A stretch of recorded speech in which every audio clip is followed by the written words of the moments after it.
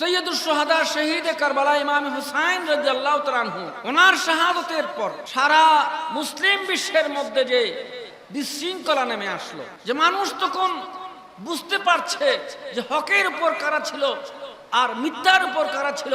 কোরআনে মজিদের মধ্যে এই সম্পর্কে একটু আয়াত মুবারাকা রয়েছে এবং সেই আয়াতের উপর ভিত্তি করে হযরত সাইয়েদনা ইমাম আহমদ ইবনে হাম্বল রাদিয়াল্লাহু তাআলা রাহমাতুল্লাহি আলাইহি এই এজিদকে কাফের হিসেবে ঘোষণা দিয়েছেন। কারণ এজিদ তো একজন শাসক ছিল, খোলাফায়ে রাশিদিনও শাসক ছিলেন, এজিদও শাসক। কিন্তু খোলাফায়ে রাশিদিন সম্পর্কে আল্লাহ পাক রব্বুল আলামিন বলেছেন, আল্লাযীনা ইম্মাক্কান্নাহুম ফিল আরদি আকামুস সালাতা ওয়া আতুজ যাকাতা ওয়া আমারু বিল মারুফ ওয়া নাহাউ আনিল মুনকার ওয়ালিল্লাহি আকিবাতুল উমুর। যে সমস্ত মানুষ শ্রেষ্ঠ শাসক তাদের সম্পর্কে বলা হয়েছে যে এই খোলাফায়ে রাশিদিন যারা খেলাফতের দায়িত্বে ছিলেন তাদের আমলের মধ্যে এমন ছিল যে তারা নামাজ প্রতিষ্ঠা করেছেন, যাকাত প্রতিষ্ঠিত করেছেন, মানুষকে ভালো কাজের নির্দেশ দিয়েছেন আর অসৎ কাজ থেকে নিষেধ করেছেন, বিরত রেখেছেন। এই চরিত্রগুলোর কথা কোরআনে মজিদের মধ্যে আছে। বলা হচ্ছে, মুফাসসিরিন ইকরাম বলছেন এই চরিত্রগুলো হলো খোলাফায়ে রাশিদিনের চরিত্র। সুবহানাল্লাহ। আর যে আয়াতটা আপনাদের সম্মুখে তেলাওয়াত করলাম যে ফাহালা আসাইতুম ইন তাওয়াল্লাইতুম, আল্লাহ পাক রব্বুল আলামিন তো বলছেন, ইরশাদ ফরমাচ্ছেন মুনাফিকদেরকে লক্ষ্য করে, হে মুনাফিকরা, আমার তো আশঙ্কা হচ্ছে যে ইন তাওয়াল্লাইতুম, তোমাদের হাতে যদি ক্ষমতা দেওয়া হয়, আন তুফসিদু ফিল আরদি, তোমরা পৃথিবীর মধ্যে ফাসাদ সৃষ্টি করবা। আল্লাহ পাক এই কথাগুলোর ইঙ্গিত, এজিদের চরিত্রের ইঙ্গিত আল্লাহ পাক কোরআন মজিদে দিয়েছেন। কারণ এজিদ হলো পৃথিবীর মধ্যে একজন অসৎ শাসকের একজন কলঙ্ক। অসৎ যারা শাসক হবে, অসৎ শাসকের একটা দৃষ্টান্ত হলো, নমুনা হলো এজিদ। আর সৎ শাসকের নমুনা হলেন খোলাফায়ে রাশিদিন। সুবহানাল্লাহ। সৎ শাসকের নমুনা হলেন আমার প্রিয় রাসূল সাল্লাল্লাহু আলাইহি ওয়াসাল্লামের মডেলে, আমার রাসূলের আদর্শে যারা খেলাফত পরিচালনা করেছেন ওই চারজন খলিফা। আমাদের মাথার উপর যারা নেতৃত্ব দান করবেন, আমাদের নেতৃত্ব মানে সমাজের নেতা, মানে আমাদের দেশের সমাজের সর্দার যিনি হবেন, গ্রামের মেম্বার যিনি হবেন, ইউনিয়নের চেয়ারম্যান যিনি হবেন, উপজেলার চেয়ারম্যান যিনি হবেন, মন্ত্রী এমপি যারা হবেন, এই ধরনের মানুষগুলোর কি চরিত্র হওয়া উচিত এবং ওই ধরনের চরিত্রবান যোগ্য মানুষ যদি আমাদের নেতা নির্বাচিত হন, আমাদের সমাজ পরিচালনা করেন, তাহলে আমাদের কি লাভ হবে, এগুলো আমাদের জানা দরকার। কারণ আপনি হয়তো বলতে পারেন কে চেয়ারম্যান কে মেম্বার এগুলো আমাদের কি দরকার, আমরা গরিব মানুষ, দিনে এনে দিনে খাই, দুটো পেলে আমাদের জীবন যায়। এই বলে কিন্তু কোনো মানুষ কিয়ামতের ময়দানে পার পেতে পারে না। কেন? কারণ আমরা মনে করি আমরা সাধারণ মানুষ, আমাদের কোনো দায় দায়িত্ব নেই। এইভাবে যদি আমরা সম্পূর্ণ দায়সারা গোচরের জীবন যাপন করি, এমন অবস্থায় যদি আল্লাহ পাক রব্বুল আলামিনের এই সমাজের ভুল নেতৃত্বের কারণে সমাজের মধ্যে বিশৃঙ্খলা যদি নেমে আসে, তাইলে ওই বিশৃঙ্খলা থেকে আপনি নামাজি, গাজী, হাজি, নেককার, পরেজগার, দিনদার হয়েও কেউ রক্ষা পাবে না। সেজন্য মহান রব্বুল আলামিন আহকামুল হাকিমিন ইরশাদ ফরমাচ্ছেন, আউযু বিল্লাহি মিনাশ শাইতানির রাজীম, ওয়াত্তাকু ফিতনাতাল লা তুসিবান্নাল্লাযীনা যালামু মিনকুম খাসসা। হে আমার বান্দারা, তোমরা ওই ফিতনা থেকে নিজেকে রক্ষা করো যেই ফিতনার কারণে যদি আযাব নেমে আসে, সে আযাব শুধু যে ফিতনা করে তার উপর আসবে না, ওই আযাব সারা মানুষকে ব্যাপকভাবে তাদেরকে ঘেরাও করবে। সুতরাং এমন আপনারা ভাবার কোনো সুযোগ নেই যে যিনি অপরাধ করতেছেন সে অপরাধী একমাত্র শাস্তি পাবে, এমন নয়। তার কারণে আমাদের নীরবতার কারণে যদি আল্লাহ পাকের আযাব নেমে আসে, তাহলে সে আযাব থেকে আমরাও রেহাই পাবো না। যেমন আপনারা জানেন হযরতে সাইয়েদনা নূহ আলাইহিস সালাম, সাইয়েদনা নূহ আলাইহিস সালাম ওনার জামানায় যে শুধুমাত্র 80 জন মানুষ ইসলাম গ্রহণ করেছিলেন, প্রায় 800 বছর পর্যন্ত মানুষকে দ্বীনের দাওয়াত দিয়েছেন। বলছেন তোমরা এক আল্লাহর উপর ঈমান আনো, শিরক বর্জন করো। এইভাবে আল্লাহর বান্দাদেরকে, ওনার উম্মতদেরকে দাওয়াত দিতে দিতে দিতে আল্লাহ পাক রব্বুল আলামিন কোরআন মজিদের সাথে ফরমাচ্ছেন ওয়ালা ইয়াজিদুহুম দুআই ইল্লা ফিরারা। হযরতে নূহ আলাইহিস সালাম তাদেরকে যতই ডাকে ততই তারা পালিয়ে যায়, যতই ডাকে তারা ততই পালিয়ে যায়, কেউ ইসলাম গ্রহণ করে নাই। হযরতে নূহ আলাইহিস সালাম হযরত আম্বিয়া কিরাম আলাইহিস সালামের মধ্যে বড় রাগী ছিলেন। আমার প্রিয় রাসূল রাহমাতুল্লাহ আলামিন সরকারে দু আলম নূর মুজাসসাম হুজুর মুহাম্মদুর রাসূলুল্লাহ সাল্লাল্লাহু তাআলা আলাইহি ওয়াসাল্লামকে আল্লাহ পাক রব্বুল আলামিন দুনিয়াতে প্রেরণ করেছেন রাহমাতুল লিল আলামিন হিসেবে। দুনিয়ার মানুষ আমার প্রিয় রাসূলের উপর জুলুম করেছে, নির্যাতন করেছে, অনেক ধরনের কষ্ট দিয়েছে, মানসিক যন্ত্রণা দিয়েছে, এমনকি নিজের প্রিয় মাতৃভূমি পবিত্র মক্কায়ে মুকাররমা থেকে আমার রাসূলকে মদিনায় পাকে চলে যেতে হয়েছে। এরপরে আমার রাসূল সেই মানুষের উপর কখনো বদদোয়া করেছেন? যদি বদদোয়া করতেন পৃথিবীতে কেউ বেঁচে থাকতে পারত? কতবার গজবের ফেরেশতারা এসে আমার প্রিয় রাসূলকে আবেদন জানিয়েছে, ইয়া রাসূলুল্লাহ আপনি আপনার নূরানি জবান হেলে আপনি একটু বলুন যে আপনি সব ধ্বংস হয়ে যাক, একটু আপনি বলুন। আপনি বলার সাথে সাথে আমরা এখানে কিছুই রাখবো না, সব নিস্তনাবুদ করে দেব। কিন্তু আমার রাসূল সাল্লাল্লাহু আলাইহি ওয়াসাল্লাম কখনো করেন নাই, কারণ আমার রাসূলকে আল্লাহ পাক বানিয়েছেন রাহমাতুল লিল আলামিন। কুল জাহানের রহমত বানিয়ে পাঠিয়েছেন। কুল জাহানের রহমত যেহেতু বানিয়ে পাঠিয়েছেন, তো ওই কাফের মুশরিকরাও সেই দয়ার সুযোগ লাভ করেছে, সেই আমার রাসূলের রহমতের সুযোগ লাভ করে ওই মুশরিক কাফের যারা ছিল আবু জেহেল, আবু লাহাব, তারাও কিন্তু সেই জুলুম অত্যাচারের মধ্যে সীমা লঙ্ঘন করেছে। এরপর আমার রাসূল তাদের জন্য বদদোয়া করেননি। কিন্তু হযরতে সাইয়েদনা নূহ আলাইহিস সালাম আল্লাহর দরবারে সাথে সাথে ফরিয়াদ জানিয়েছেন, রাব্বি লা তাযার আলাল আরদি মিনাল কাফিরিনা দাইয়ারা। হে আল্লাহ, এই কাফেরগুলো আমি যতই তাদেরকে দাওয়াত দিয়েছি তারা আমার কথা মোটেই শুনছে না। অল্প কয়েকজন মানুষ ছাড়া আপনি এখানে যারা যারা আছে আমার উপর যারা ঈমান গ্রহণ করছে তারা ছাড়া বাকি যারা আছে তাদেরকে আপনি সম্পূর্ণ নিশ্চিহ্ন করে দেন। হযরতে সাইয়েদনা নূহ আলাইহিস সালাম এই দোয়া করার সাথে সাথে একটা জিনিস খেয়াল রাখবেন, আমরা দোয়া করলে দোয়া কবুল হতেও পারে, নাও হতে পারে, কিন্তু হযরত আম্বিয়া কিরাম আলাইহিস সালাম দোয়া করার সাথে সাথে আল্লাহ পাক রব্বুল আলামিন দোয়া কবুল করে ফেলেন। সুবহানাল্লাহ, দোয়া কবুল করেছেন। শুধুমাত্র এই 80 জন যারা ইসলাম গ্রহণ করেছেন, এই যে কয়জন, তাদেরকে নিয়ে যখন কিস্তির মধ্যে আরোহণ করলেন আর সারা পৃথিবীতে যখন তুফান এসে গেল, সেই বিশ্বব্যাপী সেই তুফানের মধ্যে শুধু কাফের মুশরিক তারা তো পানিতে নিমজ্জিত হয়ে মারা গেছে। খানায়ে কাবা কি রক্ষা পেয়েছে? এটা খানায়ে কাবা, এটা কি রক্ষা পেয়েছে? খানায়ে কাবাও কিন্তু সেই তুফানের মধ্যে নিশ্চিহ্ন হয়ে গিয়েছিল, ডুবে গিয়েছিল। আযাব যখন ব্যাপকভাবে আসবে, তুফান যখন ব্যাপকভাবে আসবে, মন্দিরের মধ্যে যখন পানি ঢুকবে মসজিদেও ঢুকবে। আপনি একথা বলতে পারবেন না যে মসজিদ তো আল্লাহর ঘর, সেখানে কেন পানি ঢুকলো? আযাব যখন আসে সেই আযাব কাউকে রক্ষা দেয় না। সেজন্য এই আযাব আসার কেন আসে? আযাব আমাদের মতো সাধারণ মানুষ আমরা যারা মনে করি আমরা খেটে খাওয়া মানুষ, নামাজ পড়ব 5 ওয়াক্ত, এটা আমাদের শেষ, এই কথা আমরা শুধু বলে যারা নীরবতা পালন করব, আমাদের কারণে আল্লাহর পক্ষ থেকে আযাব নামে আসবে। আযাবের প্রথম লক্ষণ হলো আমাদের উপর জালেম ব্যক্তিকে নেতা বানিয়ে দেওয়া হয়। এমন মানুষকে মাথার উপর ক্ষমতাধর বানিয়ে দেওয়া হয়, সমাজপতি বানিয়ে দেওয়া হয়, যে সমস্ত মানুষ সাধারণ মানুষের দুঃখের কথা বুঝে না, সাধারণ মানুষের সুখ দুঃখের সাথে যাদের সম্পর্ক থাকে না।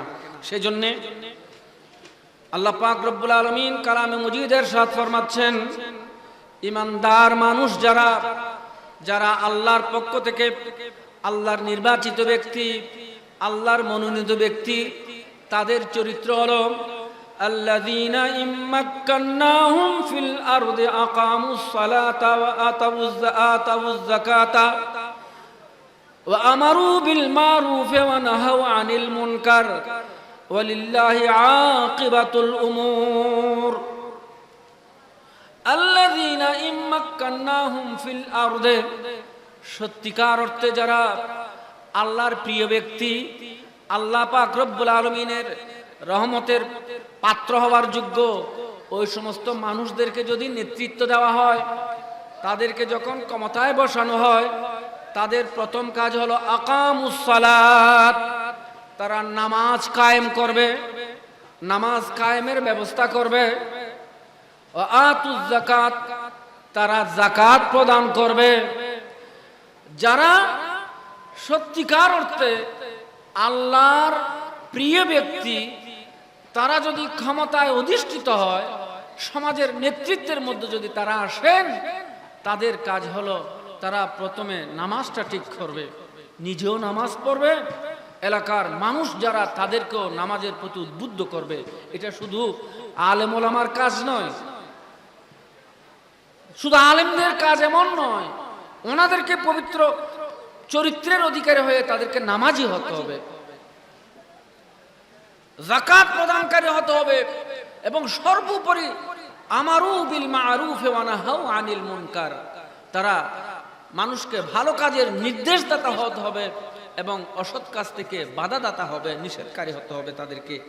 এই সমস্ত চরিত্র যদি যারা নেককার মানুষ, তারা যদি আমাদের মাথার উপর আমাদের সরতাজ হিসেবে থাকেন, নেতৃত্ব স্থানের অধিকারী হয়ে থাকেন, তাদের এই কাজগুলো যখন হবে, তখন আল্লাহ পাক রব্বুল আলামিন ওই এলাকার মধ্যে, ওই মানুষের মধ্যে আযাব গজব নাজেল করতে আল্লাহ পাক চিন্তা করবেন যে কেন এখানে আমি আযাব নাজেল করব। এখানে তো যিনি শাসন করছেন, যিনি সমাজের দায়িত্বে আছেন, উনি তো ভালো মানুষ, আমরা খারাপ হলেও, সাধারণ মানুষ খারাপ হলেও, কিন্তু ওই মানুষটি তো ভালো যিনি তাদেরকে পরিচালনা করছেন। সেজন্যে আমাদেরকে, আমাদের পরিচালক যিনি, উনি কি ধরনের, সেটা আমাদেরকে প্রথমে নির্বাচন করতে হবে। কারণ হাদিসে পাকের মধ্যে রয়েছে, আলা কুল্লুকুম রাঈন ওয়া কুল্লুকুম মাসউলুন আন রাইয়াতিহি, খবরদার তোমরা জেনে রাখো, কুল্লুকুম রাঈন, তোমরা প্রত্যেকেই কিন্তু দায়িত্বশীল, প্রত্যেকেই। প্রত্যেকেই বলতে ঘরের যিনি বাপ তিনিও দায়িত্বশীল, ঘরের যিনি মা তিনি থেকে নিয়ে দেশের রাষ্ট্রপতি পর্যন্ত প্রত্যেকেই কোনো না কোনো দায়িত্বপ্রাপ্ত, কোনো না কোনো দায়িত্ব তারা পালন করতে হয়। যেমন যিনি আমাদের ঘরের পিতা, যিনি আমাদের গৃহকর্তা, যিনি, উনি পিতা, ওনার দায়িত্ব কি? ওনার দায়িত্ব কি শুধুমাত্র চাকরি করে, ব্যবসা করে, টাকা পয়সা রোজগার করে তাদের কি শুধু খাবার দাবারের ব্যবস্থা করা? না, খাবার দাবার স্ত্রীর মুখে, পুত্রের মুখে, মা বাবার মুখে খাবারের ব্যবস্থা যেমন করতে হবে, সাথে সাথে আমার সন্তান সন্ততি কোন পথে যাচ্ছে সেদিকেও লক্ষ্য রাখতে হবে। অনেক মানুষ আছি আমরা যারা বড় নামাজি কালামি, আমরা সব কিছু করি, কিন্তু নিজের সন্তানটা নামাজ পড়ছে কিনা সেদিকে আমাদের লক্ষ্য নেই। আমরা বড় দিনদার, কিন্তু আমার স্ত্রী কিভাবে চলছে, আমার কন্যা কিভাবে চলছে, তারা শরীয়ত অনুযায়ী চলতেছে কিনা সেদিকে আমাদের কোনো লক্ষ্য নেই। আল্লাহ পাক, আল্লাহ রাসূল সাল্লাল্লাহু আলাইহি ওয়াসাল্লামের সাথে ফরমাচ্ছেন, শুধু যিনি রাষ্ট্রপ্রধান, যিনি দেশের প্রধান, তার দায়িত্ব নয়, এমনকি ঘরের বাবা থেকে নিয়ে, ঘরের মা থেকে নিয়ে, দেশের সর্বোচ্চ ক্ষমতায় যারা আছেন প্রত্যেকেরই আপন আপন দায়িত্ব আছে। এই আপন দায়িত্বগুলো যদি আমরা পালন করে থাকি, তাইলে সমাজের মধ্যে কখন বিশৃঙ্খলা হতে পারে না। রাসূল করিম রউফুর রহিম সাল্লাল্লাহু তাআলা আলাইহি ওয়াসাল্লাম সর্বপ্রথম যখন ওহী লাভ করে, গারে হেরা থেকে যখন সূরা আলাকের প্রথম 5টি আয়াত যখন নাযিল হলো,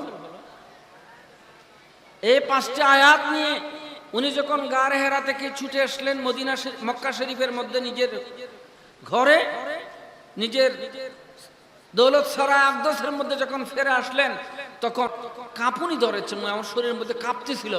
তখন উম্মুল মুমিনিন খাদিজাতুল কুবরা রাদিয়াল্লাহু তাআলা বলছেন, হে আমার রাসূলকে তো বড় শ্রদ্ধা করতেন, যে আপনি এত চিন্তা করছেন কেন? মনে হচ্ছে আপনি বড় চিন্তিত, মনে হচ্ছে আপনি বড় ভারাক্রান্ত হয়ে গেছেন, আপনি বড় চিন্তাগ্রস্ত হয়ে গেলেন। আমার মনে হচ্ছে সেটাই, কিন্তু খেয়াল রাখবেন আমার রাসূলকে উম্মুল মুমিনিন খাদিজাতুল কুবরা বলছেন, কাল্লা, অবশ্যই নয়, ওয়াল্লাহি, আল্লাহর শপথ করে বলছি, লা ইউখজিকাল্লাহু আবাদা, আপনি আল্লাহর পক্ষ থেকে যে মহান দায়িত্ব নিয়ে এসেছেন, এই দায়িত্ব পালন করতে গিয়ে আল্লাহ আপনাকে কখনো অপমানিত করবেন না, আপনাকে কখনো অসম্মান করবেন না। সুবহানাল্লাহ। কে বলতেছেন? উম্মুল মুমিনিন বলতেছেন, আমার রাসূলের পবিত্র বিবি আমাদের আম্মা জান খাদিজাতুল কুবরা আমার রাসূলকে সান্ত্বনা দিচ্ছেন, যেমন নবী তেমন বিবি, নবী যেমন কোনো তুলনা নেই। আমার নবীর পবিত্র বিবিদের কি কোনো তুলনা আছে? আমার নবীর পবিত্র বিবিগণ কি আমাদের পৃথিবীর অন্যান্য মেয়েদের মতো? এগুলো মনে করলে ইমান থাকবে?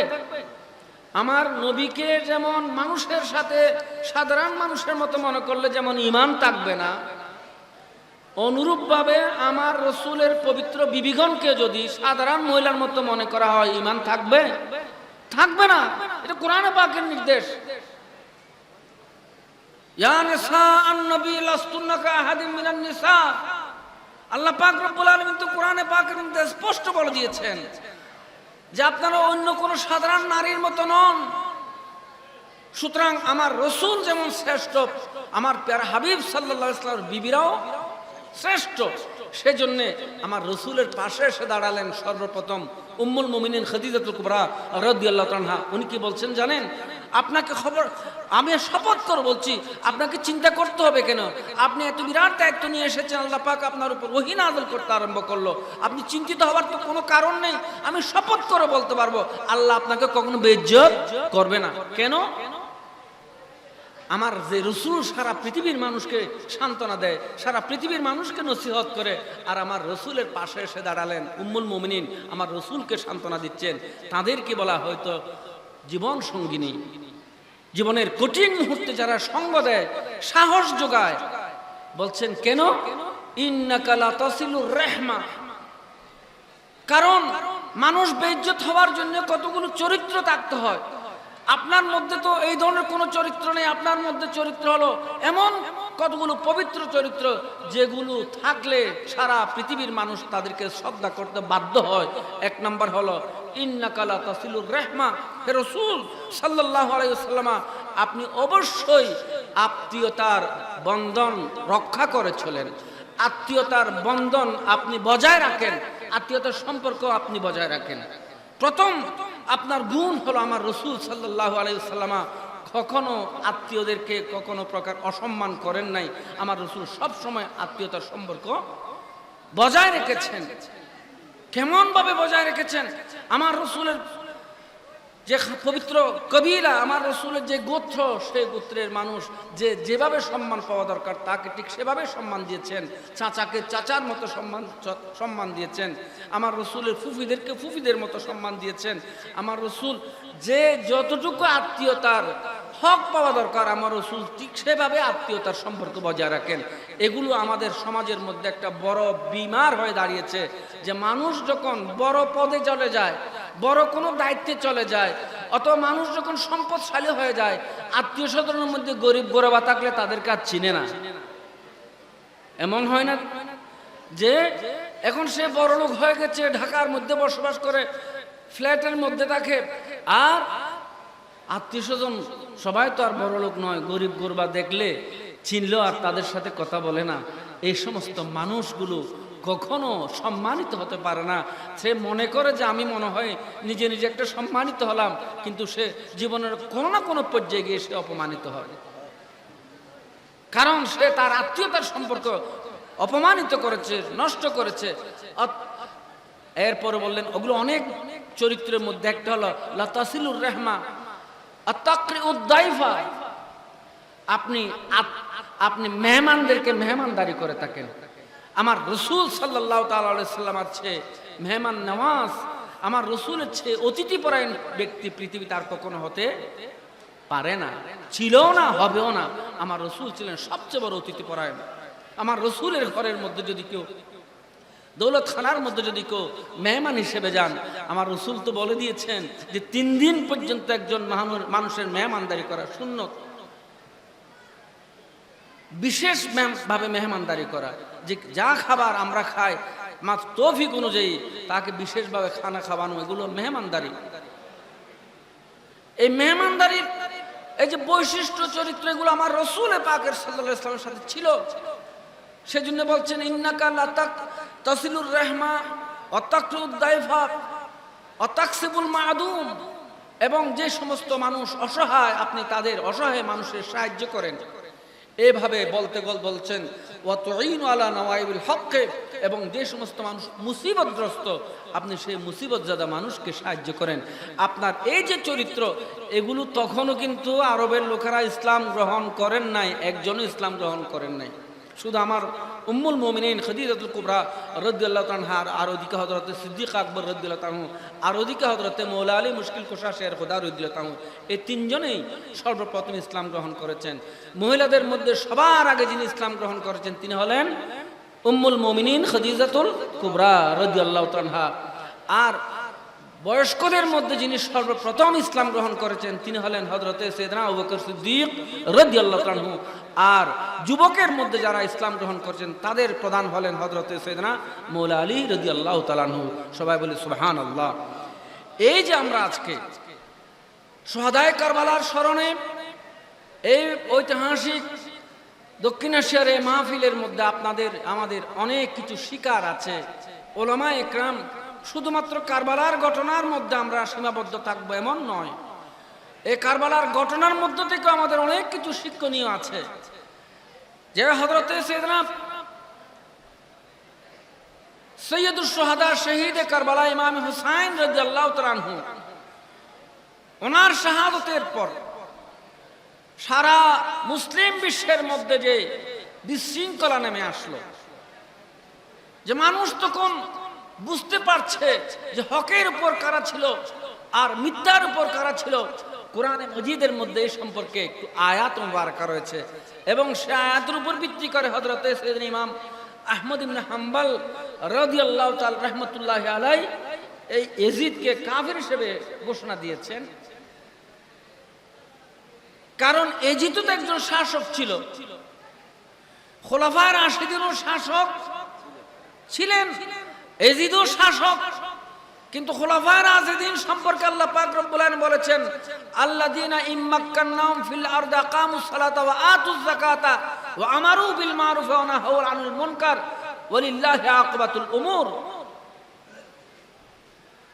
যে সমস্ত মানুষ শ্রেষ্ঠ শাসক তাদের সম্পর্কে বলা হয়েছে যে এই খোলাফায়ে রাশিদিন যারা খেলাফতের দায়িত্বে ছিলেন তাদের আমলের মধ্যে এমন ছিল যে তারা নামাজ প্রতিষ্ঠা করেছেন, যাকাত প্রতিষ্ঠিত করেছেন, মানুষকে ভালো কাজের নির্দেশ দিয়েছেন, আর অসৎ কাজ থেকে নিষেধ করেছেন, বিরত রেখেছেন।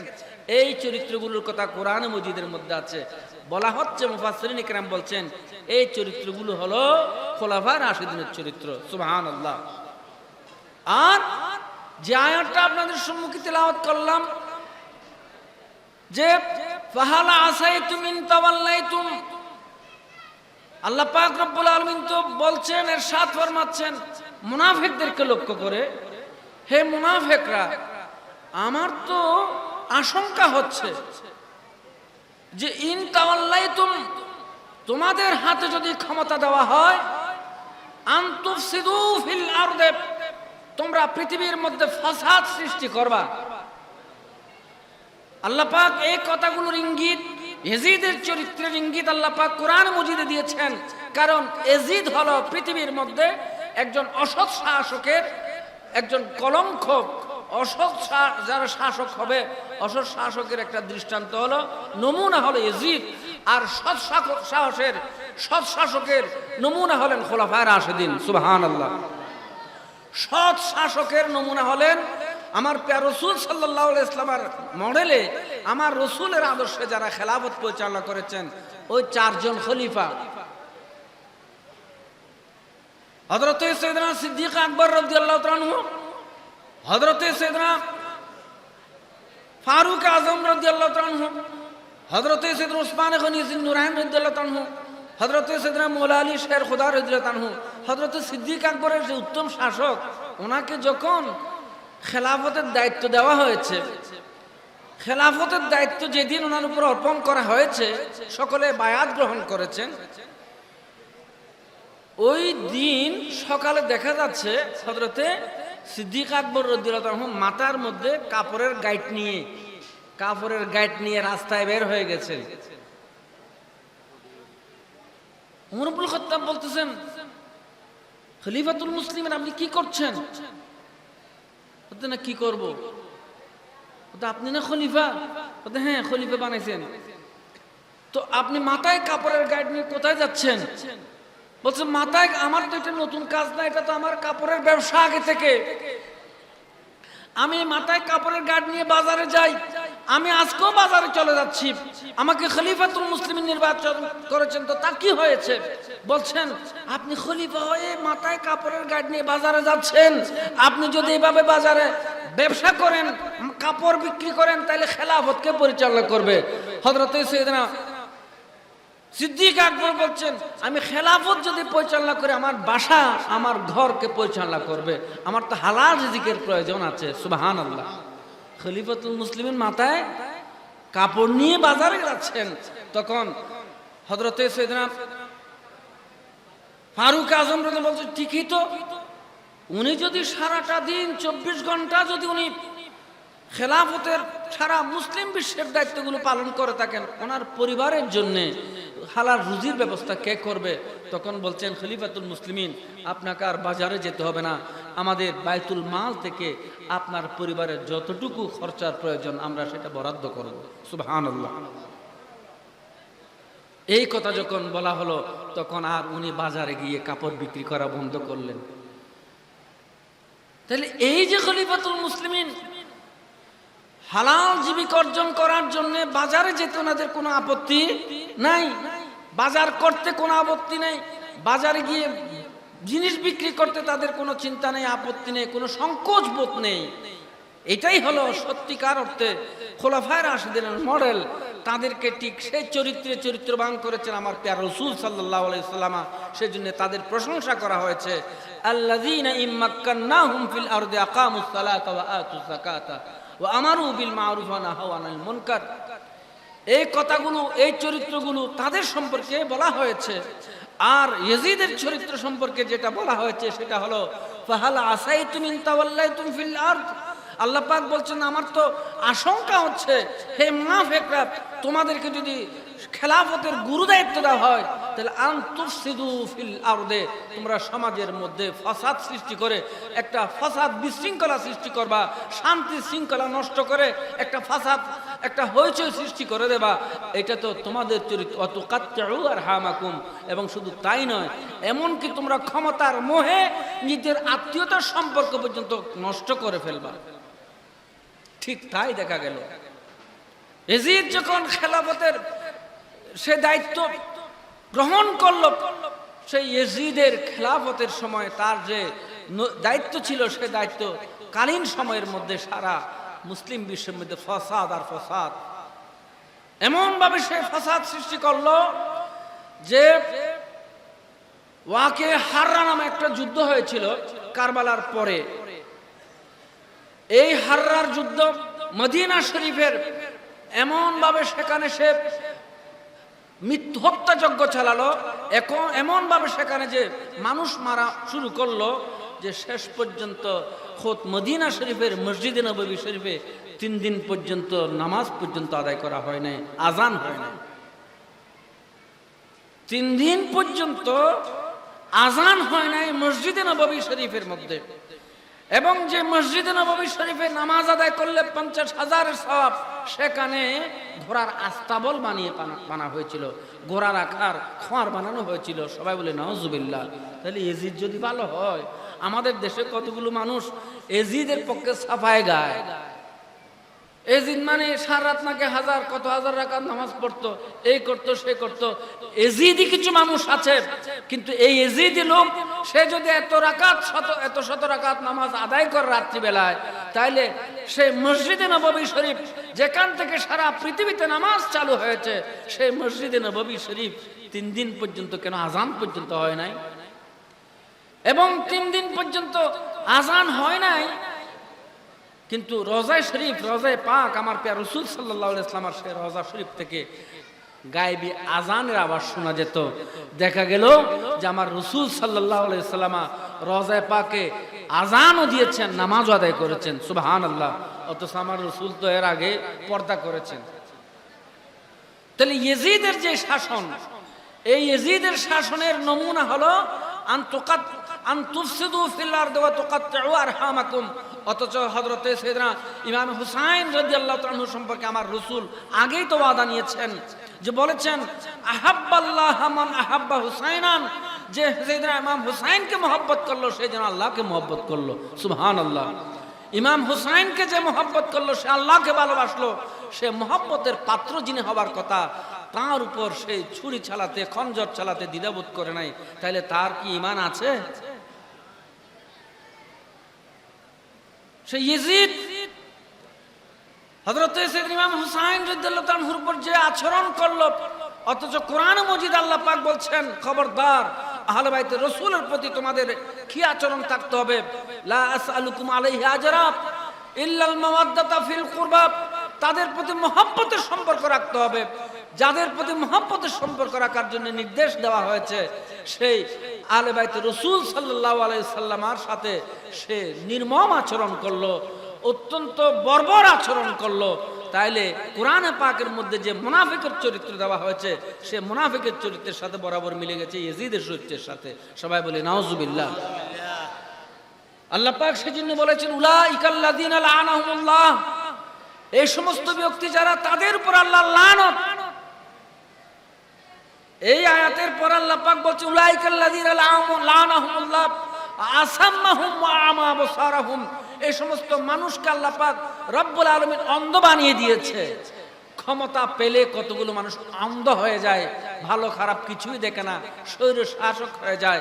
এই ইয়াজিদ এমন হয়ে গেল, আসাম্মাহুমুল্লাহ, তাদেরকে অন্ধ করে দিয়েছে, তাদেরকে বধির বানিয়ে দিয়েছে, কানে শুনে না। হক কথা কেউ উপদেশ দিল, এই সমস্ত লোক কানে শুনে না। সেই ইয়াজিদ কানে শুনে নাই সত্য কথা, আমা আবসারাহুম, তাদের চক্ষু অন্ধ বানিয়ে দিয়েছে। এই সমস্ত ক্ষমতার মোহে যারা অন্ধ হয়ে যায়, তারা আহলে বাইতে রাসূলের মহব্বত অন্তরে ধারণ করতে পারে না। সেজন্যে আমরা যে নেতৃত্বের কথা আজকে আলোচনা হয়েছে, আমাদের নেতৃত্বের মডেল হলেন আমার প্যারা রাসূল সরকারে দো আলম নূর মুজাসসাম হুজুর মুহাম্মদুর রাসূলুল্লাহ সাল্লাল্লাহু তাআলা আলাইহি ওয়াসাল্লাম। আর এরপরে হলেন খোলাফায়ে রাশিদিন হযরতে সাইয়েদনা ইমাম হাসান এবং হুসাইন রাদিয়াল্লাহু তাআলা। সুবহানাল্লাহ। কারণ তাদের সম্পর্কে বলা হয়েছে আল হাসানু ওয়াল হুসাইনু সাইয়্যিদা শাবাব আহলিল জান্নাহ। ইমাম হাসান এবং হুসাইন রাদিয়াল্লাহু তাআলা তারা জান্নাতের যুবকদের সরদার, যুবকদের সরদার যিনি, তারাই হলেন আমাদের আদর্শ, তারাই হলেন নেতৃত্বের আদর্শ। আর এই ইয়াজিদ সে হলো সারা পৃথিবীর মধ্যে নেতৃত্বের কলঙ্ক। এখনো কোনো মানুষের যদি ক্ষমতা পাওয়ার পর, কোনো দায়িত্ব পাওয়ার পর, কোনো মাদ্রাসা হোক, মসজিদ হোক, সমাজ হোক, যে যেখানে দায়িত্বে আছেন, দায়িত্বে আসার পরে যদি এই ধরনের চরিত্র থাকে, তাহলে সেও ইয়াজিদ না হলো সেই ইয়াজিদি। আর যার চরিত্র সুন্দর মধুর, সে মানুষ, আমরা তো ইমাম হুসাইন হতে পারবো না, আমরা হলাম হুসাইনি। আমরা সেজন্যে হুসাইনি চরিত্র নিয়ে আমরা এগিয়ে যাব। আর ইয়াজিদের চরিত্রকে, ইয়াজিদি আদর্শ যেগুলো চরিত্র, এগুলোকে আমরা বর্জন করব। এই ঐতিহ্যবাহী আমাদের এটার এমন একটা নাম যে দক্ষিণ এশিয়া বললে আর কিছু বলতে হয় না, বলে দক্ষিণ এশিয়া মানে সওদা কারবালা মাহফিল। দক্ষিণ এশিয়া সওদা কারবালা অতটুকু আর বলতে হয় না। দক্ষিণ এশিয়া আমি আসার সময় বলতে কোথায় যাচ্ছে, একজন দিকে দক্ষিণে, ও হচ্ছে কারবালার মাহফিল। তাহলে এই যে একটা ঐতিহ্য সৃষ্টি হয়েছে, আপনার এলাকার মানুষ যারা আছেন, এটা আপনাদেরই সহযোগিতা। ওলামায়ে কেরাম তো আছেনই, তাদের ত্যাগ নির্দেশনা আমাদের তস্কির ভাই তখন থেকেই ছিলেন। আমাদের আকাবের ওলামায়ে কেরামের সাথে তার মহব্বতের সম্পর্ক। ঘরে ঘরে ঘরে ঘরে গিয়ে কিভাবে তাল্লুক কায়েম করেছেন, ওনাদের তো আছেনই, কিন্তু আপনারা যারা আছেন আপনাদেরকে এই শুহাদায়ে কারবালার ঐতিহ্য, মানে এটা দক্ষিণ এশিয়ার ঐতিহ্য, ঠিক কিনা? এই শুহাদায়ে কারবালাকে, এই মাহফিলকে যতই আপনারা রৌনক করবেন, যতই জাঁকজমকপূর্ণ করবেন, ততই আপনাদের দক্ষিণ এশিয়ার সুনাম রৌনক বৃদ্ধি পাবে, আল্লাহর কাছেও দাম বাড়বে। এর মর্যাদা কোথায় বাড়বে? আল্লাহর কাছেও আপনারা পাবেন। আল্লাহ পাক রব্বুল আলামিন এই ঐতিহ্যবাহী শুহাদায়ে কারবালা মাহফিলকে কিয়ামত পর্যন্ত কায়েম রাখুন, আমিন। ওয়া আখিরু দাওয়ানা আলহামদুলিল্লাহি রাব্বিল আলামিন। আসসালামু আলাইকুম ওয়া রাহমাতুল্লাহ।